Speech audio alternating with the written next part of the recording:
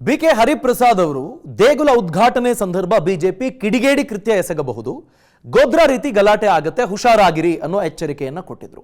ಈ ಹೇಳಿಕೆಯನ್ನ ಮತ್ತೆ ಸಮರ್ಥಿಸಿಕೊಂಡಿದ್ದಾರೆ ಬಿಕೆ ಹರಿಪ್ರಸಾದ್. ಕಾಂಗ್ರೆಸ್ನ ಹಿರಿಯ ನಾಯಕರು ಅವರು ಈ ಹಿಂದೆ ಬೇರೆ ಬೇರೆ ನಾಯಕರು ಮಾತನಾಡಿದ ಹಾಗೆ ಮಂಪರು ಪರೀಕ್ಷೆಗೆ ಒಳಗಾಗಬೇಕು ಅಂತ ನನ್ನ ವಿರುದ್ಧ ಮಾತನಾಡಲಾಗಿತ್ತು.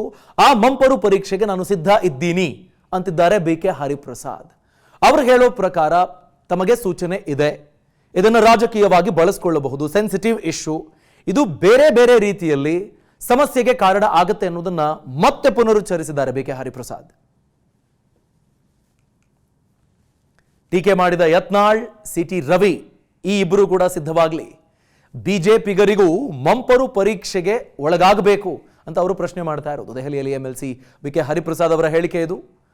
ಬಿಜೆಪಿ ಆಗ್ರಹಿಸಿತ್ತು ಮಂಪರು ಪರೀಕ್ಷೆ ಆಗಬೇಕು ಅಂತ. ಅಧ್ಯಕ್ಷರಾಗಿರ್ತಕ್ಕಂಥ ವಿಜೇಂದ್ರರವರು ಒಂಥರ ರಿಟೋರಿಕ್ ಅಂತಾರೆ ಇಂಗ್ಲೀಷಲ್ಲಿ, ಹೇಳಿದ್ದೇ ಹೇಳಯ್ಯ ಅಂಥೇಳಿ. ಇದೆಲ್ಲ ಹಳೇ ಫ್ಯಾಷನ್ ಆಗಿತ್ತು ಮಂಪರು ಪರೀಕ್ಷೆ ಅಂತ. ನಾನು ತಯಾರಿದ್ದೀನಿ, ಮಂಪರು ಪರೀಕ್ಷೆ ಎಲ್ಲಿ ಬೇಕಾದರೂ ಲೈವ್ ಆಗಬೇಕು. ಮಂಪರು ಪರೀಕ್ಷೆ ನನ್ನ ಜೊತೆ ವಿಜೇಂದ್ರನ್ ಕೂಡ ಲೈವ್ ಮಂಪರು ಪರೀಕ್ಷೆ ಆಗಬೇಕು. ಯಾಕೆ ಅಂತ ಹೇಳಿದರೆ, ನಮ್ಮ ಯತ್ನಾಳ್ ಅವರು ಹೇಳಿದ್ದಾರೆ 40,000 ಕೋಟಿ ರೂಪಾಯಿ ಹಗರಣ ಕೋವಿಡಲ್ಲಿ ತಿಂದಿದ್ದಾರೆ ಅಂತ ಹೇಳಿದ್ದಾರೆ. ಆದ್ರೂ ಸಹ ನಮ್ಮ ಜೊತೆಗೆ ಮಂಪರು ಪರೀಕ್ಷೆ ಆಗಲಿ.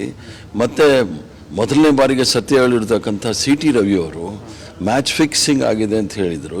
ಇದು ಕೂಡ ಎಲ್ಲ ಮಂಪರು ಪರೀಕ್ಷೆ ಆದರೆ ನಂದು ಒಂದೇ ಒಂದು ಇದರಲ್ಲಿ ಇಬ್ಬರೂ ಒಟ್ಟಿಗೆ, BJP ಅಧ್ಯಕ್ಷರನ್ನು ನನ್ನ ಒಟ್ಟಿಗೆ ಮಂಪರು ಪರೀಕ್ಷೆ ಮಾಡಲಿ. ಅದು ಲೈವ್ ಇರಬೇಕು, ಸೀಕ್ರೆಟಾಗಿ ಏನು ಬೇಡ, ಲೈವ್ TV ನಲ್ಲೇ ಆಗಲಿ. ಮಂಪರು ಪರೀಕ್ಷೆ ಆಗಕ್ಕೆ ನಾನು ತಯಾರು. ಭಾರತೀಯ ಜನತಾ ಪಾರ್ಟಿಯ ಹೊಸದಾಗ ಇದೇ ವಿಷಯವಾಗಿ ಈಗಾಗಿರುವ ರಾಮ ಮಂದಿರ ಕುರಿತಾದ ಬೆಳವಣಿಗೆಗಳ ಬಗ್ಗೆ ಇನ್ನಷ್ಟು ಮಾಹಿತಿಯನ್ನು ಪಡ್ಕೊಳ್ಳೋಣ. ನಮ್ಮ political bureau head Maruti Pavagada ನೇರ ಸಂಪರ್ಕದಲ್ಲಿ ಜಾಯಿನ್ ಆಗ್ತಿದ್ದಾರೆ. ಮಾರುತಿ, ಈಗ ರಾಜಣ್ಣ ಅವರು ಪ್ರಶ್ನೆ ಮಾಡ್ತಿರೋದು ಅದರಿಂದ ಸ್ಟಾರ್ಟ್ ಮಾಡೋಣ. ದಲಿತ ಅರ್ಚಕರನ್ನ ನೇಮಿಸಿ ಹರಿಜನರಿಗೆ ಅವಕಾಶ ಮಾಡಿಕೊಡಿ ಅಂತ ಅವರು ಸವಾಲು ಹಾಕ್ತಾ ಇದ್ದಾರೆ. ಎಲ್ಲಾದ್ರೂ ಈಗ ಪ್ರಸ್ತಾಪ ಆಗಿದೆಯಾ ಹರಿಜನರಿಗೆ ದರ್ಶನಕ್ಕೆ ಅವಕಾಶ ಇರೋದಿಲ್ಲ ಅಂತ ಮಾರುತಿ ಇಲ್ಲಿವರೆಗೆ ಸೋಫಾರ್? ಅಭಿಷೇಕ್, ರಾಮ ಮಂದಿರ ಲೋಕಾರ್ಪಣೆ ದಿನಕ್ಕೆ ಹತ್ತಿರಕ್ಕೆ ಸಮೀಪಕ್ಕೆ ಬರ್ತಾ ಇದ್ದಂತೆಲ್ಲ ಎರಡೂ ರಾಷ್ಟ್ರೀಯ ಪಕ್ಷಗಳ ನಡುವೆ ಏಟು ಮತ್ತು ಎದುರೇಟು ಪಾಲಿಟಿಕ್ಸ್ ಸಹಜವಾಗಿ ಹೆಚ್ಚಾಗ್ತಾ ಇದೆ. ಹೀಗಾಗಿ ಒಂದು ಕಡೆ ಬಿಜೆಪಿಯಿಂದ ಕಾಂಗ್ರೆಸ್ ವಿರುದ್ಧ ಟೀಕಾ ಪ್ರಹಾರ ಮುಂದುವರೆದಿದ್ರೆ, ಮತ್ತೊಂದು ಕಡೆ ಇದನ್ನೇ ಪ್ರಮುಖ ಅಸ್ತ್ರವನ್ನಾಗಿ ಮಾಡ್ಕೊಳ್ತಾ ಇದ್ದಾರೆ ಚುನಾವಣಾ ಸಂದರ್ಭದಲ್ಲಿ ಅನ್ನುವಂಥ ಒಂದು ಟೀಕೆ ಕಾಂಗ್ರೆಸ್ ಮಾಡ್ತಲೇ ಇದೆ. ಇವತ್ತು ಕೂಡ ಅದೇ ಮಾಡಿದೆ. ಒಂದು ಕಡೆ ರಾಜಣ್ಣ ಅವರು ಹೊಸ ವಿಚಾರವನ್ನು ಪ್ರಸ್ತಾಪ ಮಾಡುವಂಥ ಒಂದು ಕೆಲಸ ಮಾಡ್ತಾ ಇದ್ದಾರೆ. ಅಂದರೆ ರಾಮ ಮಂದಿರಕ್ಕೆ ದಲಿತ ಅರ್ಚಕರನ್ನು ನೇಮಕ ಮಾಡ್ತೀರಾ ಅಂತ. ದಲಿತ ಅರ್ಚಕರು ಇವತ್ತಿನವರೆಗೂ ಕೂಡ ಎಲ್ಲೂ ಕೂಡ ನೇಮಕ ಆಗಿರುವಂತಹ ಉದಾಹರಣೆಗಳು ಇಲ್ಲ.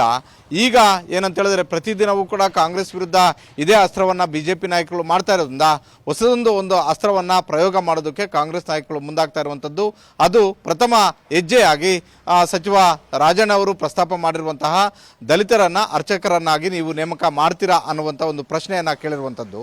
ಇದು ಎಲ್ಲಿಗೆ ಹೋಗಿ ಮುಟ್ಟುತ್ತೋ ಅನ್ನುವಂಥದ್ದನ್ನು ಕಾದು ನೋಡಬೇಕಾಗಿದೆ. ಪ್ರತಿದಿನವೂ ಕೂಡ BJP ನಾಯಕರುಗಳು ಯಾವಾಗ ಕಾಂಗ್ರೆಸ್ನ ಹಿರಿಯ ನಾಯಕರು ದೆಹಲಿಯಿಂದ ನಾವು ಈ ಬಾರಿ ರಾಮ ಮಂದಿರ ಉದ್ಘಾಟನೆಗೆ ಹೋಗದೇ ಇರುವಂಥ ಒಂದು ನಿರ್ಧಾರಕ್ಕೆ ಬಂದಿದ್ದೀವಿ ಅನ್ನುವಂಥ ಒಂದು ಅಧಿಕೃತ ಹೇಳಿಕೆಯನ್ನು ಕೊಟ್ಟರು. ಆ ಸಂದರ್ಭದಿಂದಲೂ ಕೂಡ BJP ಇದನ್ನು ಪ್ರಮುಖ ಅಸ್ತ್ರವನ್ನಾಗಿ ಮಾಡಿಕೊಂಡು ಕಾಂಗ್ರೆಸ್ನ ನಾಯಕರುಗಳು ಇವತ್ತಿಂದ ಅಲ್ಲ, 1990ರ ದಶಕದಿಂದಲೂ 80-90ರ ದಶಕದಿಂದಲೂ ಕೂಡ ರಾಮ ಮಂದಿರ ಕಟ್ಟುವಂಥ ಒಂದು ವಿಚಾರದಲ್ಲಿ ವಿರೋಧವನ್ನು ವ್ಯಕ್ತಪಡಿಸ್ತಾ ಬಂದಿದ್ರು. ಇವತ್ತು ಕೂಡ ಅದನ್ನು ಮುಂದುವರಿಸುವಂಥ ಒಂದು ಕೆಲಸ ಮಾಡ್ತಾ ಇದ್ದಾರೆ ಅನ್ನುವಂಥ ಒಂದು ಹೇಳಿಕೆಯನ್ನು ಪ್ರತಿದಿನವೂ ಕೂಡ ಕೊಡ್ತಾ ಇದ್ರು. ಅದು ರಾಷ್ಟ್ರೀಯ ಮಟ್ಟದ BJP ನಾಯಕರುಗಳಾಗಿರ್ಬೋದು, ರಾಜ್ಯ ಮಟ್ಟದ BJP ನಾಯಕರುಗಳಾಗಿರ್ಬೋದು. ಇದು ಕೊಂಚ ಮಟ್ಟಿಗೆ ಕಾಂಗ್ರೆಸ್ಗೆ ಒಂದಷ್ಟು ಇರುಸು ಮುರುಸು ಆಗುವಂಥ ಒಂದು ರೀತಿಯಲ್ಲಿತ್ತು. ಹೀಗಾಗಿ ಹೊಸ ದಾಳಗಳನ್ನು ಉಳಿಸುವಂಥ ಒಂದು ಕೆಲಸ ಕಾಂಗ್ರೆಸ್ ನಾಯಕರು ಕೂಡ ಮಾಡೋದಕ್ಕೆ ಮುಂದಾಗಿರುವಂಥದ್ದು. ಅದರ ಒಂದು ಮುಂದುವರೆದ ಭಾಗವಾಗಿಯೇ ಒಂದು ಕಡೆ ರಾಜಣ್ಣ ಅವರು ದಲಿತ ಅರ್ಚಕರನ್ನ ನೇಮಕ ಮಾಡ್ತೀರಾ ಅನ್ನುವಂಥ ಒಂದು ಪ್ರಶ್ನೆಯನ್ನು ಮಾಡಿರುವಂಥದ್ದು. ಅದರ ಜೊತೆಗೆ ಸಂತೋಷ್ ಲಾಡ್ ಅವರು ಏನು ಹಿಂದೆ ಬೇರೆ ಬೇರೆ ಸಚಿವರುಗಳು ಮಾತಾಡಿದ್ರು, ಅದೇ ದಾಟಿಯಲ್ಲಿ ಇವತ್ತು ಕೂಡ ಮಾತಾಡಿದ್ದಾರೆ. ಅಂದರೆ ಇದು ರಾಜಕೀಯ ಅಸ್ತ್ರವಾಗಿ ಆಗಿರೋದ್ರಿಂದ ಲೋಕಸಭಾ ಚುನಾವಣೆವರೆಗೂ ಕೂಡ ಈ ವಿಚಾರವನ್ನು ಪ್ರಸ್ತಾಪ ಮಾಡುತ್ತಾರೆ ಬಿಟ್ಟರೆ ಅದಾದ ಬಳಿಕ ಇದರ ಬಗ್ಗೆ ಚಕಾರ ಎತ್ತೋದಿಲ್ಲ ಬಿಜೆಪಿ ಅನ್ನುವಂಥದ್ದು. ಒಟ್ಟಾರೆ ಇದನ್ನು ನಾವು ಈ ಬೆಳವಣಿಗೆಯನ್ನು ನೋಡೋದಾದ್ರೆ ಎರಡೂ ರಾಷ್ಟ್ರೀಯ ಪಕ್ಷಗಳು ಕೂಡ ಎಷ್ಟು ಮಟ್ಟಿಗೆ ಇದನ್ನು ರಾಜಕೀಯ ಅಸ್ತ್ರವನ್ನಾಗಿ ಬಳಸ್ಕೊಳ್ತಾ ಇದ್ದಾವೆ ಅಂತ ಹೇಳಿದ್ರೆ ಮುಂದಿನ ಲೋಕಸಭಾ ಚುನಾವಣೆ ದೃಷ್ಟಿಯಿಂದ ಬಿಜೆಪಿ ಅವರಿಗೆ ಇದು ವರವಾಗುತ್ತೆ ಅಂತ ಗೊತ್ತಾದ ಬಳಿಕವೇ ಕಾಂಗ್ರೆಸ್ ಅವರನ್ನ ದಿನದಿಂದ ದಿನಕ್ಕೆ ಯಾವ ರೀತಿಯಾಗಿ ಇಕ್ಕಟ್ಟಿಗೆ ಸಿಲುಕಿಸಬೇಕು. ಸಹಜವಾಗಿ ಕಾಂಗ್ರೆಸ್ ಈಗ ಸ್ವಲ್ಪ ಮಟ್ಟಿಗೆ ಈ ವಿಚಾರದಲ್ಲಿ ಒಂದಷ್ಟು ಇಕ್ಕಟ್ಟಿನಲ್ಲಿ ಸಿಲುಕೊಂಡಿದೆ ಅಂತಾನೆ ಹೇಳ್ಬೋದು. Abhishek, thank you. ಮಾರುತಿ ಪಾವಗಡ. ಅನುಕ್ಷಣದ ಸುದ್ದಿಗಳಿಗಾಗಿ Vistara news YouTube channel subscribe ಮಾಡಿ. ಹೊಸ ಸುದ್ದಿಗಳ ನೋಟಿಫಿಕೇಶನ್ಗಾಗಿ ಬೆಲ್ ಐಕಾನ್ ಕ್ಲಿಕ್ ಮಾಡಿ. ಲೇಟೆಸ್ಟ್ ಅಪ್ಡೇಟ್ಸ್ಗಾಗಿ www.vistaranews.com ವೆಬ್ಸೈಟ್ಗೆ ವಿಸಿಟ್ ಮಾಡಿ. ಅಂಗೈಯಲ್ಲೇ ಜಗತ್ತಿನ ಸುದ್ದಿ ತಿಳಿಯಲು Vistara news Kannada app download ಮಾಡಿ.